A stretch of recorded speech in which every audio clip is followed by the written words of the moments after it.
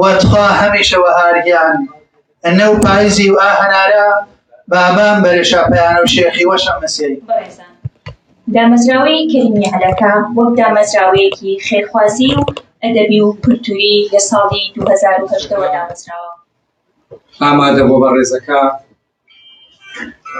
نووسەرا و ڕۆشنبیرە و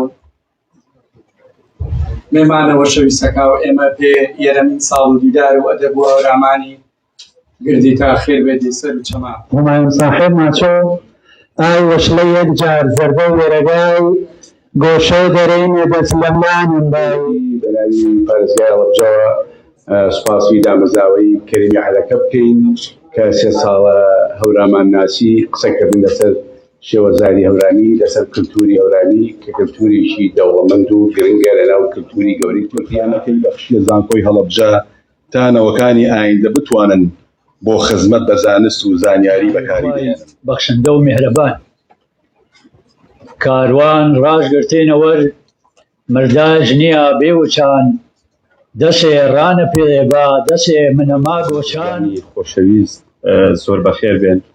ئێمە وەک ڕێکخراوی ژیوای وەکو ڕێکخراوێکی هەورامان ئەدەب و کولتوری هەورامان ئەم کاتتان باش.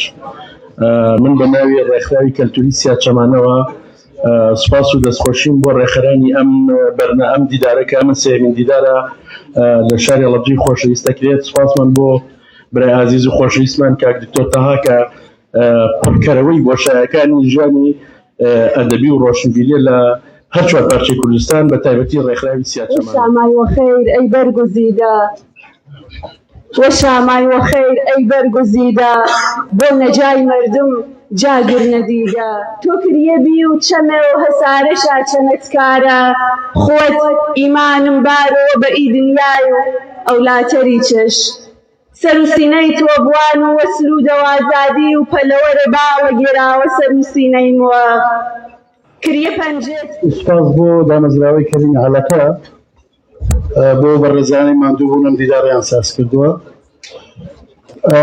پیرۆزبایی سێمین دیداری هەورامانناسی کە بە ناوی مامۆستای کۆچکردو دکتۆر حامید هەورامانیەوەیە. پیرۆزباییمێ بۆ خانەوادەی ڕۆحی بەڕێزیشان شاد بێ. خەیاڵێ سەرکەرا و سەروەشکەرا مەسبیان ڕۆحم بە ماچە و لاودەم و تۆ دیەوەش